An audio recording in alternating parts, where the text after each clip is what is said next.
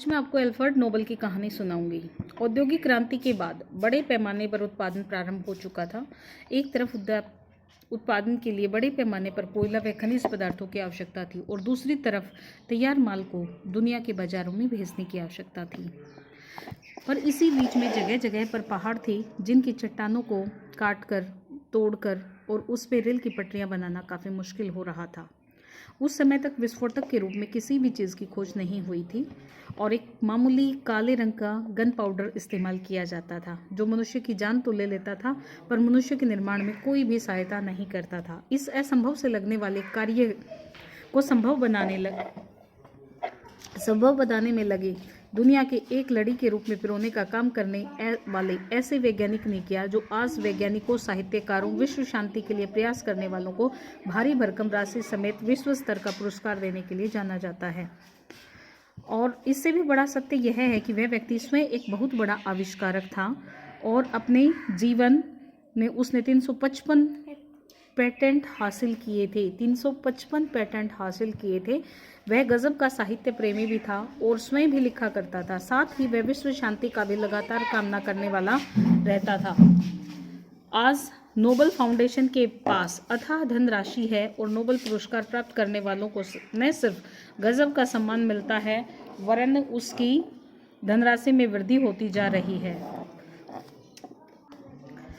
पर उसके जन्मदाता एल्फ्रेड नोबेल का जब स्टॉकहोम में 21 अक्टूबर 1833 को जन्म हुआ तो उस समय उनके पिता इमानुएल नोबेल, जो स्वयं भी एक आविष्कारक करता थे और अपने आविष्कारों के आधार पर उद्योग करते थे, को व्यापार में भारी घाटा हुआ था और उनका दिवाला निकल गया था। कारोबार चौपट होने पर इमानुएल नोबेल को अपना दूध पीता बच्चा छोड़ पहले फिनलैंड में जाना पड़ा और वहां पर फिर से व्यापार जमाना पड़ा तो रूस जाना पड़ा, जहां पर उन्होंने थोड़ी राहत मिली और सेंट पीटर्सबर्ग में वे अपने रूसी सेना के लिए उपकरण आदि तैयार करने में लग गए। इसके लिए उन्होंने वर्कशॉप स्थापित की। 1842 में जब उनके फादर का कारोबार सामान्य हो गया तो उन्होंने अपना परिवार सेंट पीटर्सबर्ग में बुला लिया। एल्फ्रेड की औपचारिक प्रारंभिक शिक्षा 9 वर्ष की आयु में प्रारंभ हो गई थी। इस दौरान उन्होंने प्राकृतिक विज्ञान, भाषाओं, साहित्य आदि का अध्ययन कराया गया। आज दुनिया की सभी भाषाओं में उपलब्ध श्रेष्ठतम साहित्य पर नोबेल पुरस्कार दिया जाता है। इसके जन्मदाता को मात्र 17 वर्ष की आयु में ही अनेक भाषाओं स्वीडिश, रूसी, फ्रेंच, अंग्रेजी, जर्मन आदि में महारत हासिल हो गई थी और वे इन्हें धारा प्रवाह में बोल लेते थे। यही नहीं, वे भौतिकी और रासायनिक में भी गहरी रुचि दिखाने वाले थे। विभिन्न भाषाओं में गद्य रचना और काव्य में भी महारत रखते थे।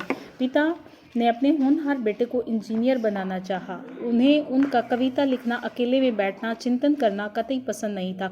उन्होंने एल्फ्रेड को केमिकल इंजीनियर बनने के लिए ही विदेश भेजा था। इस 2 वर्ष की अवधि में एल्फ्रेड ने स्वीडन, जर्मनी तथा अमेरिका देखा। पेरिस शहर उन्हें अच्छा लगा और वे प्रसिद्ध रासायनिक शास्त्री प्रोफेसर टी.जे. प्लॉज की निजी प्रयोगशाला में काम करने लगे। बाल्यकाल में एल्फ्रेड नोबेल को स्वीडिश शिक्षकों ने भी पढ़ाया और रूसी शिक्षकों ने भी। इसके अलावा सेंट पीटर्सबर्ग, जहां पर उनका मुख्यतः समय बीता, वहां पर अनेक देशों के अनेक भाषा बोलने में वाले बसते थे। यही कारण था एल्फ्रेड नोबेल के मन में भी संकीर्ण राष्ट्रवाद नहीं पनपा। उन्होंने जो भी किया सारी दुनिया के लिए किया। शरीर क्रिया विज्ञान तथा चिकित्सा विज्ञान में उत्कृष्ट कार्य करने वाले नोबेल पुरस्कार दिया जाता है। इसके पीछे एक कारण यह कि एल्फ्रेड का स्वास्थ्य बचपन से ही खराब रहा था। उन्हें लगातार अपच, सिरदर्द, बीच बीच में अवसाद की शिकायत बनी रहती थी। किशोरावस्था व युवावस्था में जब आम व्यक्ति डॉक्टर की शक्ल तक नहीं देखता, नोबेल को कई बार लंबे समय तक अस्पताल में एडमिट रहना पड़ा था। 1854 में उन्होंने बोहेमिया में स्वास्थ्य गृहों में भर्ती कराया गया था। डॉक्टर उनकी बीमारी का कारण नहीं समझ पाते थे। कहते थे कि ज़्यादा काम और चिंतन के कारण स्वास्थ्य बिगड़ रहा है, जबकि एल्फ्रेड को लगता था कि स्वास्थ्य विज्ञान अभी भी अविकसित है, इसके लिए और अनुसंधान की आवश्यकता। यही कारण है कि एल्फ्रेड ने अपनी संपत्ति का एक हिस्सा रॉयल मेडिको सर्जिकल इंस्टीट्यूट को दे दिया था। बचपन में ही जगह जगह रहने के कारण एल्फ्रेड को किसी भी एक जगह से विशेष कोई भी लगाव नहीं था और पैसा आने के बाद उन्होंने विभिन्न देशों की राजधानियों व बड़े शहरों में बड़े बड़े मकान बनाए थे। उसका मानना था कि मेरा वही घर है जहां मैं काम करता हूं और मैं हर जगह काम करता हूं। दुनिया भर के उच्च शिक्षित वैज्ञानिकों, साहित्यकारों, शांति प्रेमियों का लक्ष्य होता है नोबेल पुरस्कार पाना।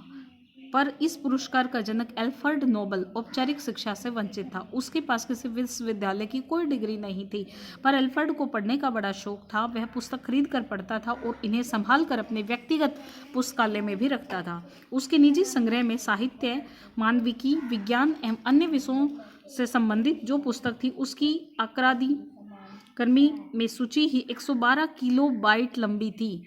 ये सभी पुस्तकें आज भी एल्फ्रेड नोबल संग्रहालय में सुरक्षित रखी हुई हैं। जीवन के अंतिम दौर तक एल्फ्रेड प्रयोग करते रहे। अंतिम दिनों में उन्होंने स्वीडन की AB बोफोर्स कंपनी खरीदी और इसके परिसर में ही उनका अंतिम समय बीता।